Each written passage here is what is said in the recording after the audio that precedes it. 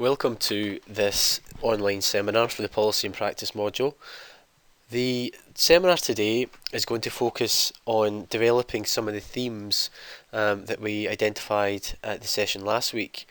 In the session last week we identified public policy and what it was and the different dimensions of public policy. And I think we all concluded that we can take complexity as an inherent part of the public policy process, and one of the things that we need to do, and one of the challenges of being a policy researcher, a evaluator, is to try to navigate that complexity. So this session really tries to kind of think about some of the current practices, some of the current issues and contexts associated with undertaking complex approaches to project planning and evaluation. This really comes from some of the recent developments in Scotland and elsewhere in terms of how to navigate programmes that are saturated by a range of partners, partnership interest and stakeholder contexts. And I'll be giving you some insights into some of my experiences of taking this approach in the public sector in Scotland, based on my role in NHS Health Scotland. It's important to bear in mind that the Scottish Government have been emphasising this approach, and we'll talk about that as we go through. We'll talk about some of the contexts and the reasons why the government might want to take this type of approach to navigating complexity. So let's provide a brief overview of what we'll be discussing. We'll be looking at what is contribution analysis and outcomes evaluation. We'll be looking at the context as well, in order to kind of allow us to get into this area. We'll be looking at why do we do it, what's the point of taking this approach, and how to do it. Some of the principles, some of the bits of advice I would give in terms of how to take a monitoring and evaluation approach to navigating complexity. I must emphasise at this stage, see this from bullet point 2, that the words contribution analysis and outcomes focused evaluation are pretty much the same. In the academic literature, there's been different papers written about contribution analysis and outcomes focused approaches to evaluation, but generally there's not much between them.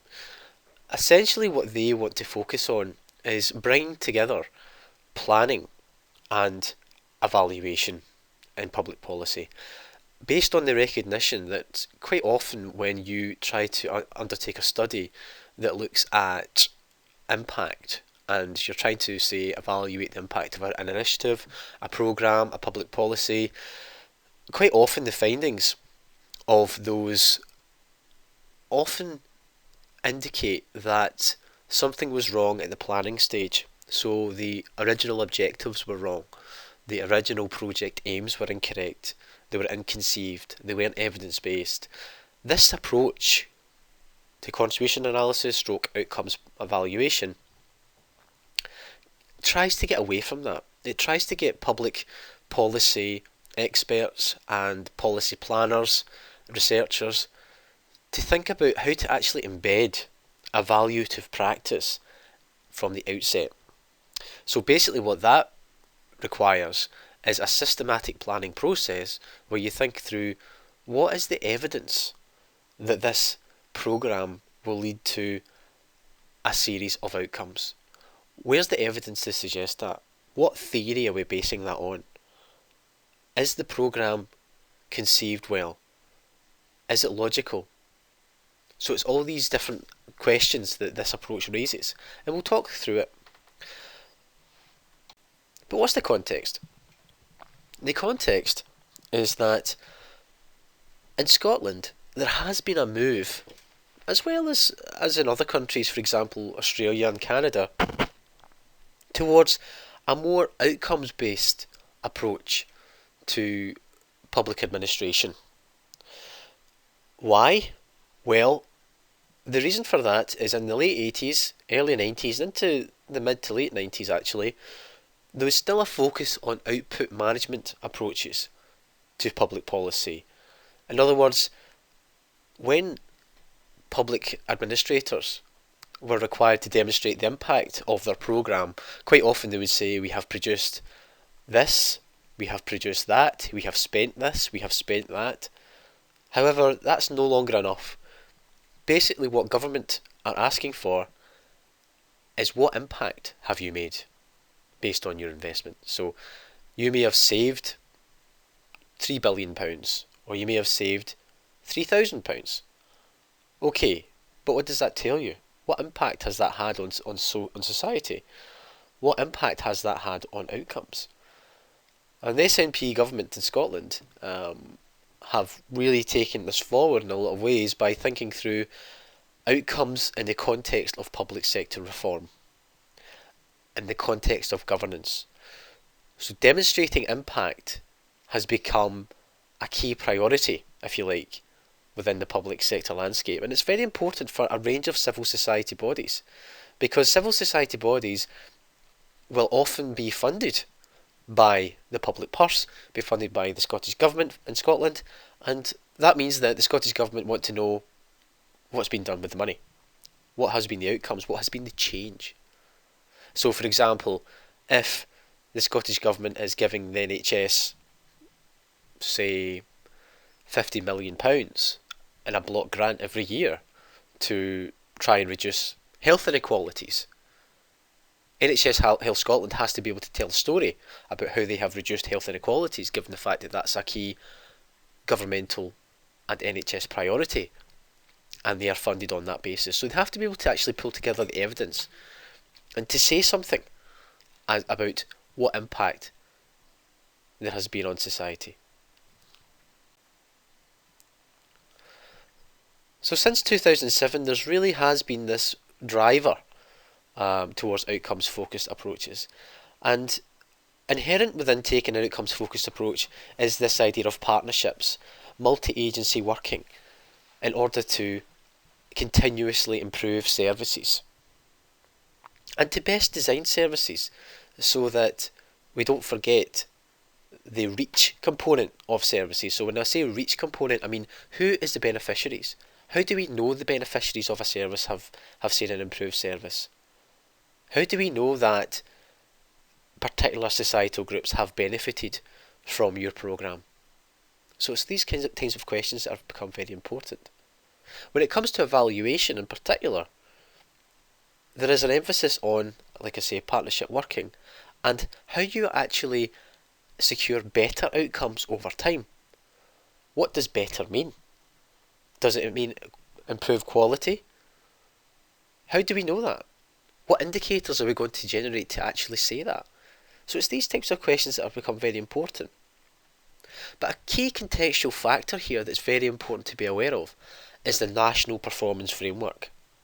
The National Performance Framework is like a guideline, if you like, a macro level driver in Scotland which tries to get the public sector in its various guises, from regional authorities to local government, to think about how they can address national level outcomes. And these include things like economic prosperity, health and well-being, outcomes that are cross-cut Scotland.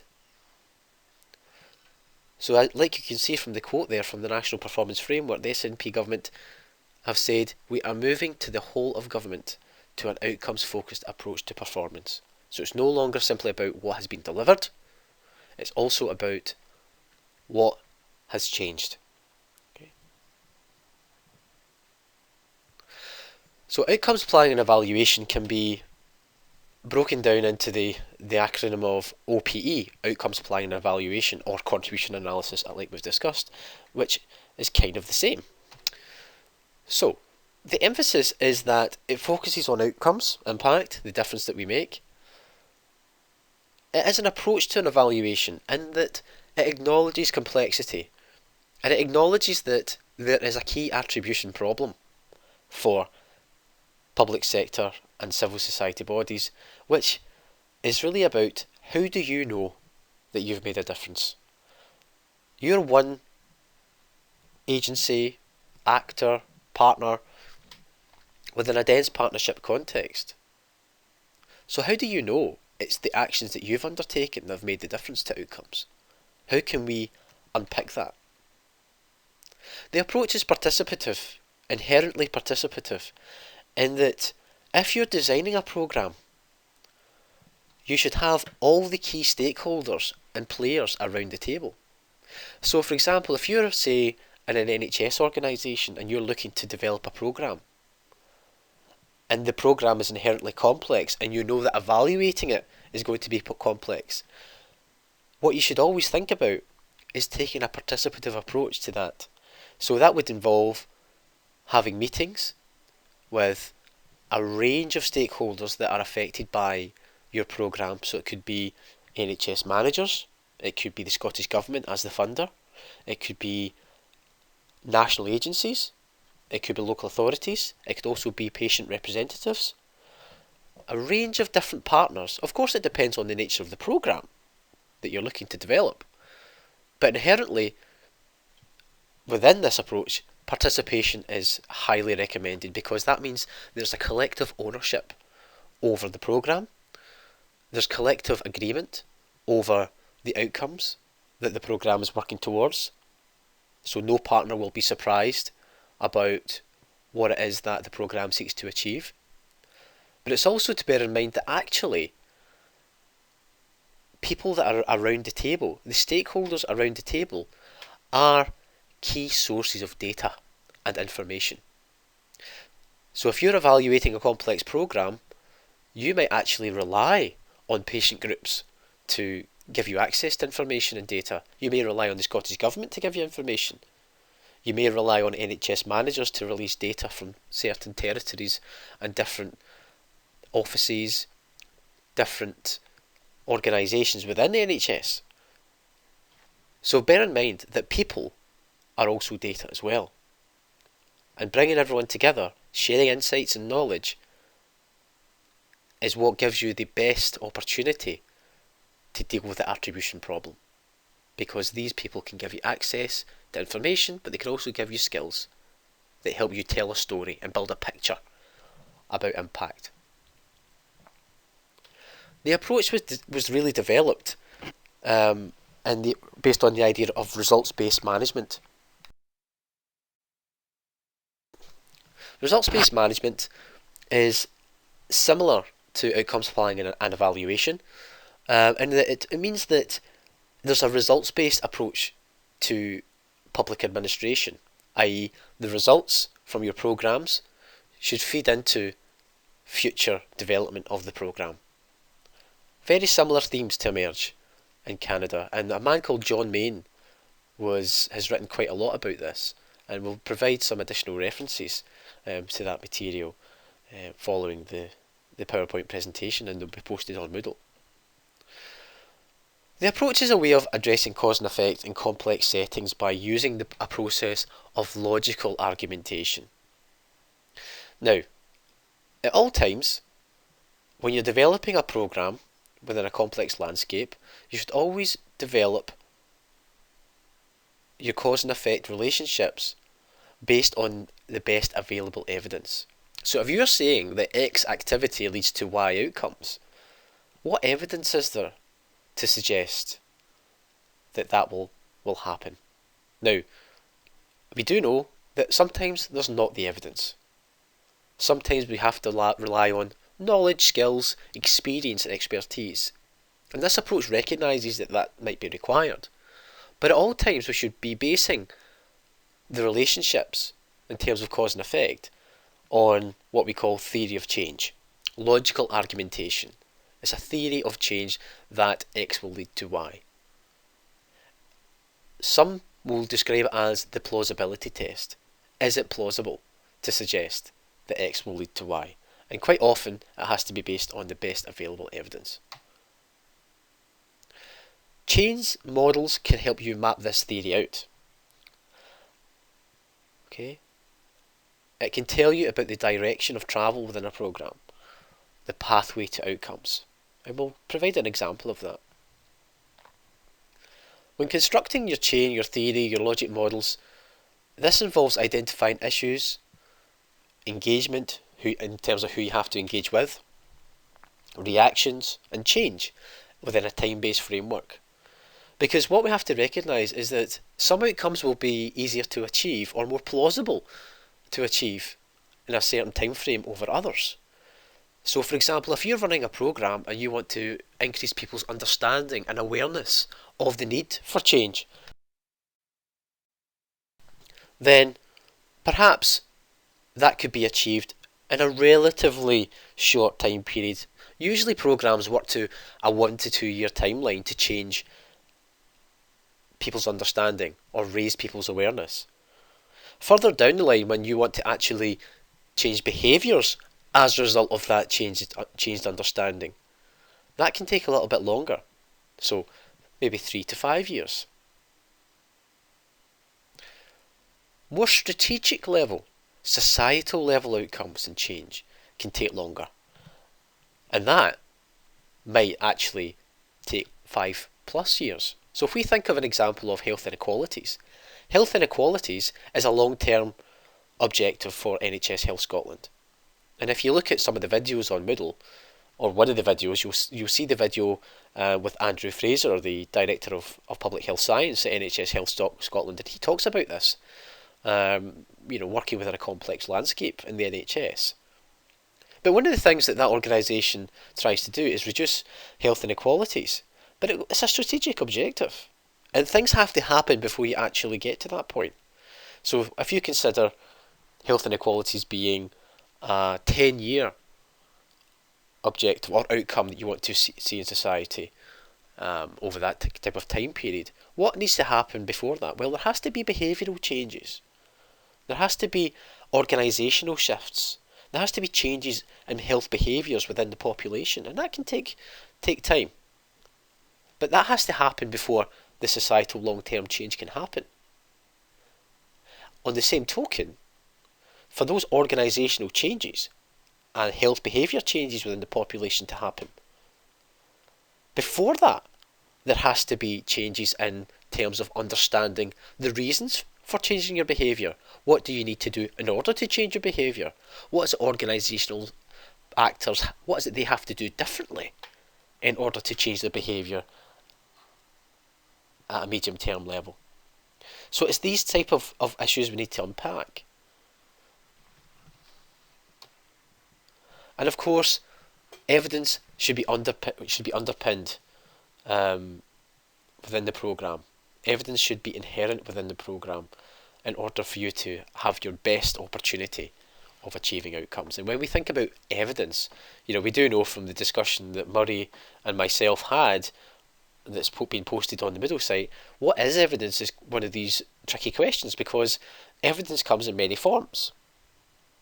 You have highly processed evidence that might come as a result of something like a systematic review, which is basically a synthesis of a range of evidence sources. Or it might be that we have to work based on anecdotal evidence or case study evidence. Sometimes we have to make decisions about what is the best evidence within a particular context. But the principle is, you should always use the highest and most systematic form of evidence if it's available to you, and then work your way down. Different terms that I would like you to bear in mind: theory of change, results change, contribution analysis, logic model, outcomes change, realistic evaluation. They are all associated with outcomes, and quite often authors use these terms interchangeably, and I think it's important just to be aware of that if you're doing some reading on this. Outcomes change, logic models, they are the actual tools. Results chain is also a tool.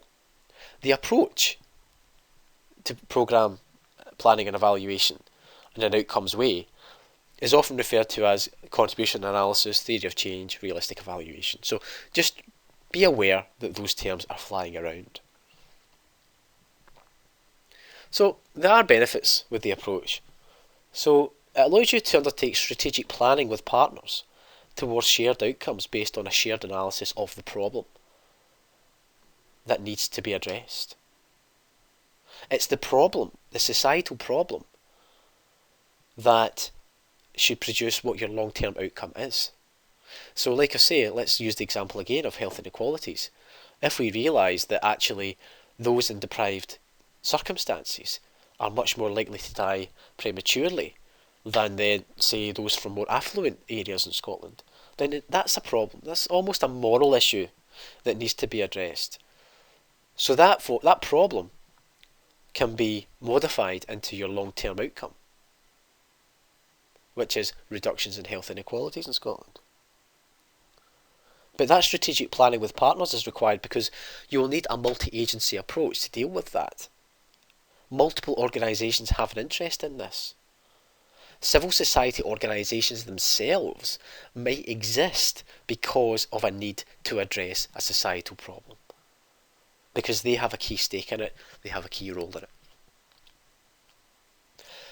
This issue of partnership contributions is quite useful in the sense that partners can actually think about their own performance within this context. If they have to work with a range of organisations concurrently, the emphasis within one partner might be to think about, how do we manage our performance better? How can we actually focus our attention on continuously improving? Which partners do we need to be working with that we're not currently? So it gets you to think about the work of the organisation internally within the context of the external environment. It also helps us focus on monitoring, as well as the short-term changes that can be generated from a programme, as well as those long-term population changes. Bear in mind that quite often civil society bodies might be funded on a 1 to 2 year timeline, and they actually have to demonstrate some impact within that period of time in order to generate the best chance of securing monies going forward from the funder. So basically what I'm saying is, organisations have to say who they've managed to reach, what behaviours they've managed to change, what contribution have they made to society, even at a short-term level. So it gets us to focus on those things. Feedback and learning is built into what they call the results plan. The results plan is essentially the planning document, which incorporates monitoring and evaluation to it, and identifies which partners are involved in the process, and demonstrates what outcome and demonstrates the outcomes that organisations are working to. It's important to bear in mind that this approach, in terms of project planning and evaluation, isn't about providing evidence on performance and then saying you're accountable for what's not happened here. You should be held to account for bad practice. This is a learning-based approach to project planning and evaluation, based on the recognition that organisations and programmes have to learn and adapt over time. So it's not necessarily about evaluation for accountability on its own. It's about evaluation for accountability and learning to support continuous development. Inherent within this approach is the idea of monitoring and evaluation. So how are you going to evaluate this programme? So you have to identify a series of indicators, a series of outcome indicators which provide you with a sense of whether you are achieving outcomes. It's important to bear in mind that this type of approach isn't the only game in town. There's a range of project management techniques that have been developed and actually are being used quite broadly within the Scottish public sector and beyond, particularly in terms of approaches to quality improvement methodologies. But I tend to see these methodologies as supplementary to contribution analysis approaches, in that if you're trying to achieve an outcome, you'll have to undertake an activity to do that.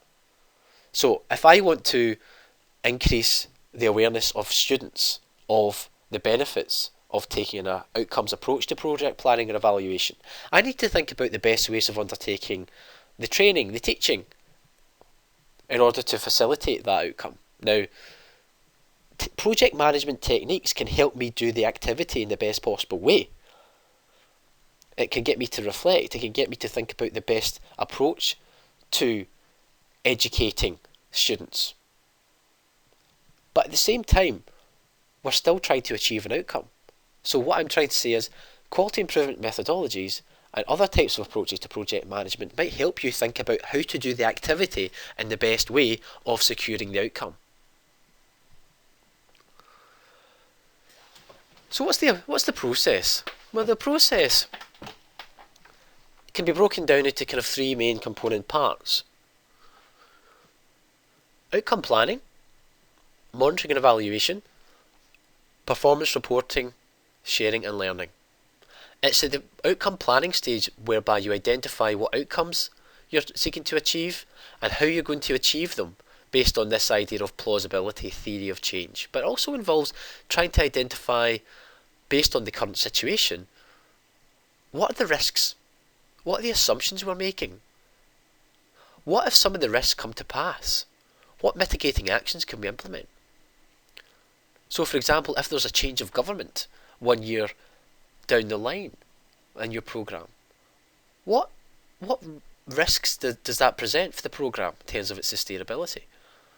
What mitigating actions can we implement? How do we know we're being successful? What indicators do we need in order to say that we're achieving outcomes or not? But once your plan's in place and it's been implemented, your programme has been implemented, you have to actually identify how you're going to evaluate it, how you're going to monitor it over time. So that's the data gathering process, that's the actual research activity at that point, where you gather evidence to basically say what your contribution has been to outcomes. And that's in order to develop a performance report. You'll see it in the literature written also as something called a performance story. Performance stories is something that you may see when you're doing some reading on this. But most civil society bodies, public sector organisations refer to these as outcomes focused performance reports. Okay? Because the word story often kind of invokes a sense of fiction because of the word story. Now, obviously, public bodies would like to avoid using terms that have connotations in that way. So basically what we're saying is an outcomes focused performance report, which is basically the write-up, if you like, of your monitoring and evaluation process, and it gives a sense of the contribution your programme has made. It provides a narrative around your indicators and provides some sense of whether your programme has been a success, what is the learning, what are the drawbacks, what are the contextual factors that have affected the performance of the programme. It's all those issues. At some stage there's going to be the requirement for a final performance story report, which should be developed collaboratively, bearing in mind that we said that this approach is inherently participative. It should involve the range of stakeholders that you had involved in the programme from the outset to comment on the report, to feed into the report, so that we can actually capture the integrity of the programme as best we can. And there will always be an opportunity to share a final performance report, which might be a case, if you like, for securing future funding for your civil society body. And it should always be learning focused. What's the learning from this year? What actions do we need to take forward for next year? Who can help us in accommodating those lessons? Okay, it's those types of issues that are inherent within the process. The learning that you generate and identify from your final performance story report should look back, and you can see within the arrow that feeds back to the theory of change, you might actually find that you have gathered new evidence that wasn't there when your programme was being set up, and you've realised that actually the original theory of change has to be amended in light of our experience, in light of new evidence. So this feedback loop is very important. So you have to set out the cause and effect issue, you have to develop the theory of change and risk to it, gather and analyse existing evidence on the theory of change, whether this confirms or refutes it, reassess the contribution story, seek out additional evidence, and revise and strengthen the story or the outcomes chain. This is based on some of the ideas of John Main, like I've said. So, what does this look like in practice? Well, you'll see that this is a results chain or a logic model, as some people refer to them too. And you'll see, working from the right hand side, the long-term outcomes are your population-based outcomes, your societal level outcomes. At the medium level, in the middle here, you have outcomes at intermediate level, which are more behavioural focused. So what organisational behaviours have to change in order to lead to the societal outcome. If we work further left, you'll see short-term outcomes, which are the changes in knowledge, behaviours that are required in order for the medium-term level changes to take place. Those are the changes, those are the outcomes, those arrows. But within the operational environment, now that refers to what's within your direct control. The inputs, activities and outputs are the things that are inherently part of your within your sphere of influence and your control. So what you put into a process, it could be staff, money, time. The activities that you undertake, whether it's to conduct research, undertake training, do some marketing and publications. Those are the things that will lead to an output. So output would be the people trained or the actual marketing strategy. Those are the things that are within your direct control. But the further along the chain you go, in terms of actually trying to actually have an influence on outcomes, your influence diminishes over time because of the prevalence of external influences the further we go along. Bearing in mind that one civil society organisation might struggle to be held responsible for long-term population-based changes. They'll have an indirect influence over those things. Thus, the need for a range of partners to support you in securing long-term outcomes, because you have a indirect influence the longer you go along. But you can have a direct influence on short-term outcomes, the people that you engage with, the awareness that you raise amongst people. Those things can be directly influenced by your programme. But like you can see at the bottom here, external influences dominate the further you go along. And it's important to be aware of that. And it further justifies the need for partnership approaches to give you the best chance of minimising the prevalence and dominance of external factors. The previous slide here. So this is an outcomes chain. Like I've said, some people refer to these as results chains as well. And like I've said before, this is your long-term outcome at the far end, in the right-hand side. Then you have your intermediate outcomes, your short-term outcomes, your reach, outputs, activities and inputs. We always suggest that when you're doing programme planning within a complex environment, that you start with the outcome in mind and work your way back. Because it can be easier to think about, plausibly, what do I have to do before the long-term outcome to achieve the long-term outcome. So if you've got something like changes in population, educational outcomes, you need to think about, well, actually, who are the key organisations and individuals that we need to actually change behaviour within in order to reach that change. And similarly, further down the chain you go, who do we need to change? Whose attitudes do we need to change? Whose awareness do we need to raise, for example? And you can just go all the way down. So inputs are your resources, activities are what you do, outputs are the things you produce, the reach is who the outputs actually reach. Short-term outcomes, intermediate outcomes and long-term outcomes are the change at different levels. So it's a logical process. So you need to identify the problem, think about how the problem will help us articulate a vision, identify the vision and how it will help you to formulate your long-term outcomes. The long-term outcomes will require some things to change in the intermediate term, so changes in behaviours within organisations and or groups of individuals. The intermediate outcomes can only be achieved if there are changes in outcomes at the shorter term, which encourage those behavioural changes at a medium term level. In order to inform or encourage change, you need to engage, reach certain people, for example, service users, leaders, policymakers. And to reach people, you need to do something. So you need to undertake activities and produce an output. But in order to do any of this, you need the adequate resources in place in terms of your inputs. Those things could be personnel, budget, time, and so on. Why is reach important? Because there's a key social dimension quite often to what civil society organisations do. They may be responsible for trying to increase the awareness amongst societal groups of the benefits of changing behaviours. They might try and actually provide some social goods in some sense, because that is what this is all about in some sense. It's about the change. It's about generating social change.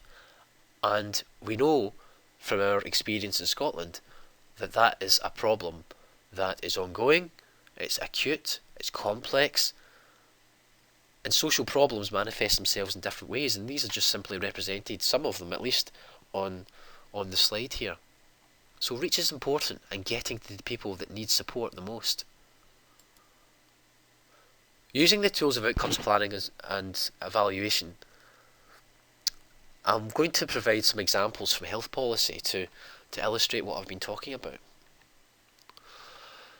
We've identified the need for partnership approaches to addressing outcomes. Now, this is something called a multiple results chain.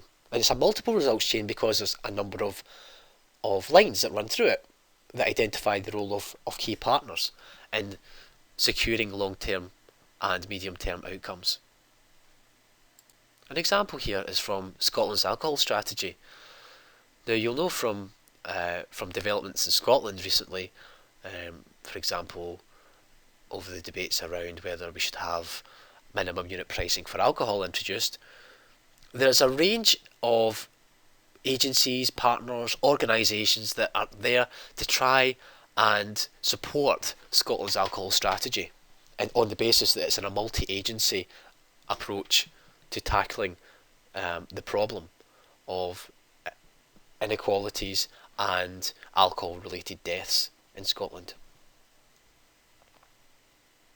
What you can see at the bottom of the chain is a series of partners. So you get the NHS, voluntary organisations, Scottish Government, police, local authorities, other organisations that have a legislative role.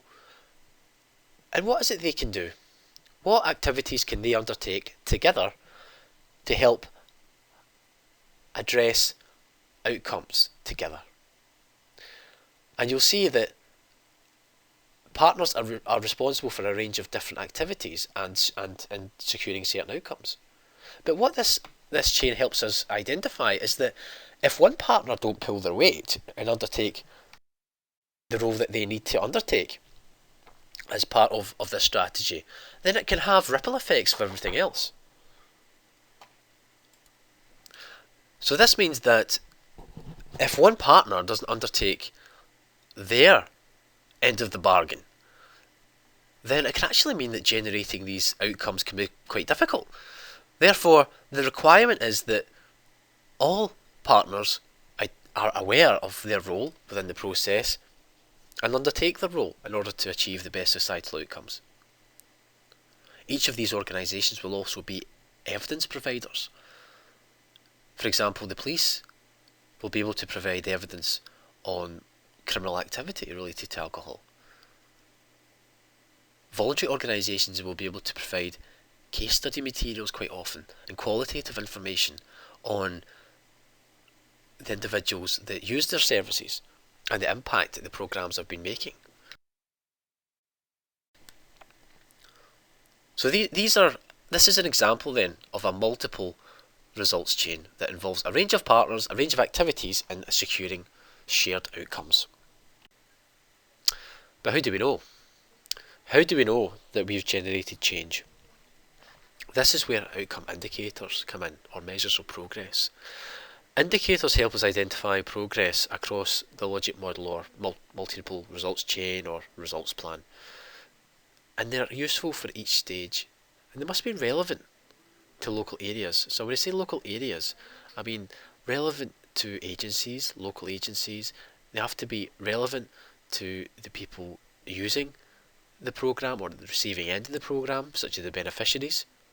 But it's important to remember you don't always need one indicator, or you don't necessarily need indicators for every single box within the logic model. It might be that actually, there's enough evidence to suggest that if you undertake one activity, it will lead to an outcome. But where there's evidence gaps, that might be where you want to prioritise your indicators. But you have to ask yourself, is routine data available? Can we gather routine data on an ongoing basis? What evidence is there at our disposal that we actually don't use generally that might actually be harnessed to tell a story about contribution? So for example, many organisations have things like agendas, minutes of meetings, concordats, agreements. These things can be examples of partnership working. The agenda item, the concordat itself, the joint report. These things can be useful tools, and you might not actually automatically think that these are evidence sources, but they are. They're evidence of some kind of change, some kind of behavioural shift. If data isn't available that you can actually use in order to demonstrate an outcome indicator, is there a need for proxy measures that perhaps gives you an indication that you're achieving outcomes? So an example might be, say for example in a local area, you want to increase the amount of healthy foods consumed by those living in deprived circumstances. If that's your outcome, you might actually find that gathering the data on the consumption of healthy foods amongst deprived communities might be quite a difficult or costly thing to identify. But we know that there's an evidence link between affordability and availability of healthy foods. So a proxy measure for trying to evidence the outcome of increased healthy eating amongst those in deprived settings could be the availability of food, the availability of healthy food in convenience stores, supermarkets that are situated within deprived communities. Do they offer these options at a reasonable price? So price and availability might be able to actually give us a steer in terms of whether consumption levels have the opportunity to change amongst those living in deprived communities. So that's a proxy measure. Affordability, price, accessibility to healthy foods, all those things are proxy measures of consumption.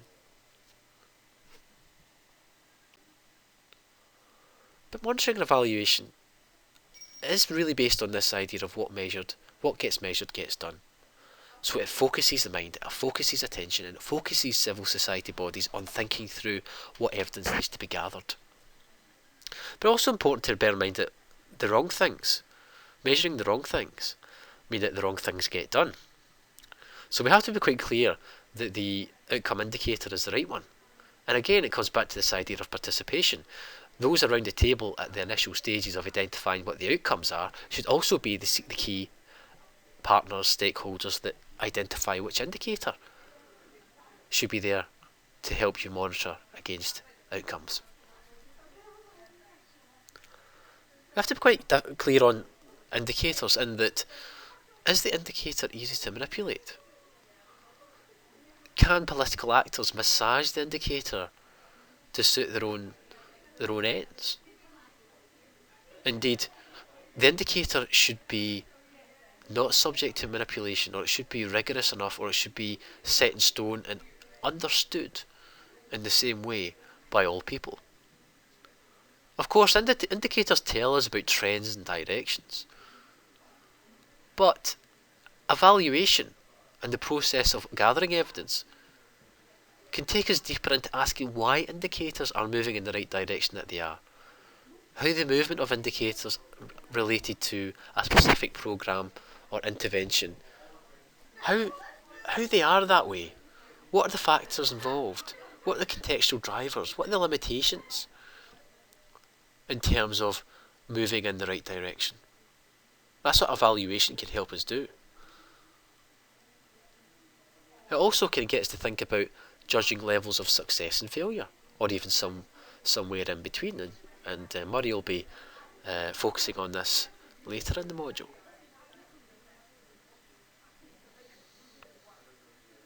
But there are distinctions here between hard measures and soft measures. So hard outcomes usually have fairly straightforward indicators. For example, if you're a civil society body that has responsible for education, you might want to increase attainment at level 7 in terms of the Scottish Qualifications Framework. Now, it might be that if you're trying to increase attainment, then the indicator would be whether there's been an increase in attainment at this level and what this represents in terms of trends across time. That might be quite easy to measure based on the data that's available. However, there might be some outcomes that are a wee bit more tricky, that are softer and more difficult to measure. So with soft outcomes, you may need to set proxy indicators. These are the things that might help you show in reasonable terms that your outcome is happening or occurring. An example here might be if you're trying to increase the self-efficacy of pupils, which really means the ability of students, pupils, to take responsibility for their own education. An indicator could be whether pupils feel able to participate in educational activities that are inquiry-based, i.e. student-led or pupil-led. That they have the confidence, they have the wherewithal, they have the get up and go to engage themselves in taking ownership over their own learning. That can be quite a difficult thing to measure directly. But participation levels, engagement levels in educational activities and the types of educational activities that they're engaging with could be a good proxy indicator here to monitor against softer outcomes. Quite often in the evaluation field, when you're trying to understand evaluation in the context of complexity, there is this debate over the methodological approach that you should take. Well, contribution analysis or outcomes planning and evaluation is not anchored into one methodological paradigm or school of thought. Basically, when it comes to evaluation in complex settings, the science really comes down to how and why methods are employed in relation to trying to demonstrate particular outcomes. Why is a particular methodology appropriate in this context versus another? That's where the science comes down to it. Strong evaluations employ methods of analysis that are appropriate to the evaluation and appropriate to the evaluation questions. They support the findings. They provide learning with evidence. They document the assumptions, risks, limitations, and modes of analysis. It should tell that story. Strong evaluations should also pose questions clearly, address them appropriately, and draw inferences that are commensurate with the design of the evaluation, taking into account issues to do with reliability, validity. And one of the things that you'll identify is that these are the issues and themes that you'll have looked at in research methods. These are highly appropriate and relevant here. But the key thing to bear in mind is that the strength of evaluation is not defined by a particular method or approach. Bearing in mind that all forms of data gathering can have their limitations. They can all be strong or weak, be it longitudinal, experimental, quasi-experimental, case study-based evaluations. They can all be strong or weak. So context is everything here. There are some methodological considerations and trade-offs we have to bear in mind. Evaluation is not value-free. It isn't value-free, and is as much of an art as it is a science. Lee Cronbach kind of identified evaluation as being the execution of dramatic imaginations. It's an interplay between resources, possibilities, creativity, feasibility, judgments, knowledge, values and beliefs. It's also important to bear in mind that definitions of success and failure can be very subjective. They can be saturated by different interests and interpretations. But when it comes to actually undertaking pragmatic evaluation, which is often the case for civil society bodies, because pragmatism is a key principle here, in that resources are limited, time can be limited, access to data can be limited, so you have to actually think about what is pragmatic in terms of what you can achieve in light of those types of limitations. Michael Patton identifies that less than perfect data that is available in time to affect decisions are better than perfect data available after decisions have been taken by funders. Softer data on important questions can be better than harder data on less important questions. And it's also important to avoid information overload in some senses, and that less can be more when the data is focused on priority questions and their uses. This is the thing that civil society organisations have to bear in mind when it comes to evaluating what they do. How do they ensure that they report on time to affect decisions? How can they be very clear in telling a story about what information they've used and analysing their outcomes that they're trying to achieve? So these issues are very important when it comes to demonstrating impact in complex settings. So, just some monitoring and evaluation tips. It is useful to involve service users in developing indicators wherever possible. So this is based on the idea of co-production and co-ownership over evaluation. It's important not to forget the importance of feasibility of measuring the indicators. In other words, there's no point in choosing ones that would be far too difficult and resource intensive to measure, and we have to bear in mind that there's evidence sources at our disposal on an everyday basis that can be used to demonstrate outcomes. Sometimes it's just about being a bit creative about how you use that evidence. It's important to always check with key stakeholders such as funders, partners and users about the reliability of indicators, whether the indicators are the ones that they are most interested in, and how can these stakeholders help you with resourcing the demonstration of outcomes. So what evidence do they have at their disposal to support you? One of the things that I've found in conducting my research and being involved in consultancy in this area with civil society bodies is that sustaining this type of approach to planning and evaluation really requires a clear organisational commitment to take it forward and for it to be sustained. Quite often what happens is that civil society organisations will say, yes, we acknowledge that we live in a world of complexity, we need to take a contribution analysis approach to this type of work. But once they realise there is a level of commitment required and resources to follow it through, quite often that can actually lead to some difficult questions with senior people in the organisation, because they will be busy at the activity level trying to get things done and often don't accommodate time for reflective practice and evaluation. So sometimes it can be a bit like trying to win hearts and minds in this area. So ideally you should measure your indicators at the start of your project, when you start working with a new service user for example, and that can be your baseline, and then revisit this at appropriate times in your project. Now, all projects and programmes exist within their own context. It might be a requirement to report at different periods. That's a decision for project teams and programme teams. However, it is important to track your indicators through time. Just some examples of sources that can be used to evidence change at a number of levels within your results change. So for example, at the long-term level, you might have broad evaluations, you might have statistical agency data.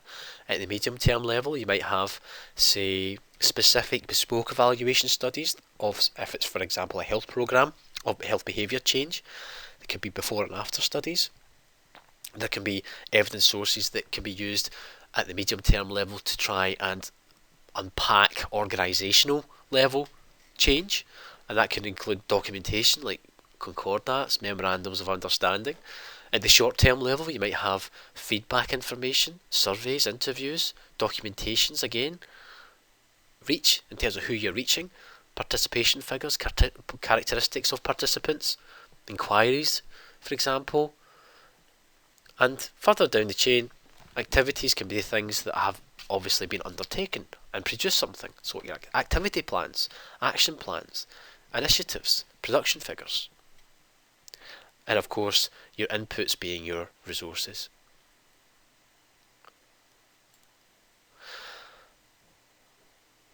We also have to kind of think about some of the politics here and the ethics of monitoring and evaluation. What are the power dynamics? If you're a civil society body, how much independence do you actually have when it comes to demonstrating impact or evidencing change?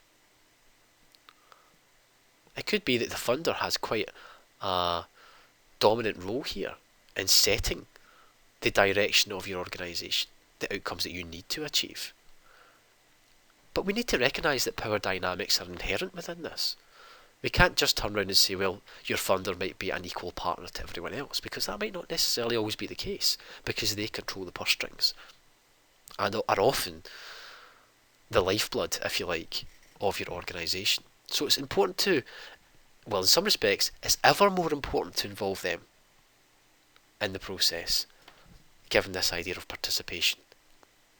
Because you don't want to surprise your funder, you don't want to make your funder surprised by the activities you undertake. You want to work on the basis of no surprises in order to ensure that you have a good relationship with funders. Is anything rational? Data gathering is a human process. It involves values. How do you manipulate data? How do you classify data, analyse data? Okay. Whether decisions actually follow from evaluation is a political process in itself. We talked about this idea of decision making and non-decision making last week. Bearing in mind that the results of evaluations are an output of knowledge in some sense, and these can be key component parts or instruments that facilitate the distribution of power and affect decisions. So the actual research itself could arguably be political. The organisation that conducts or commissions an evaluation are a key stakeholder group with interests. So if a civil society body conducts their own research, they might have a different way of looking at the world to, say, an organisation that they may commission and fund to do the research for them. So it's important to bear that in mind. By way of a summary, contribution analysis is a participative process and it involves a number of stages. It's outcome focused, not just output orientated. You need to start with thinking about what the problem is and work your way back. It's a process that is structured and organic. It's a framework that should be underpinned by the best available evidence. Conceptual clarity is important in terms of what we mean by different levels of outcomes, outcome indicators, outputs and activities. There's a range of reading sources here that can support your studies that go into the process of facilitating the process with key bodies, to understand the principles that underpin the approach, some guidance documentation and some academic literature on whether the outcomes approach has been impactful on public administration. So take some time to read these. Additional sources are on the NHS Health Scotland Outcomes Framework website that gives you interactive logic models to look at that are populated with evidence, and the Better Evaluation website provides key debates on evaluation practice and has lots of resources that you may find useful.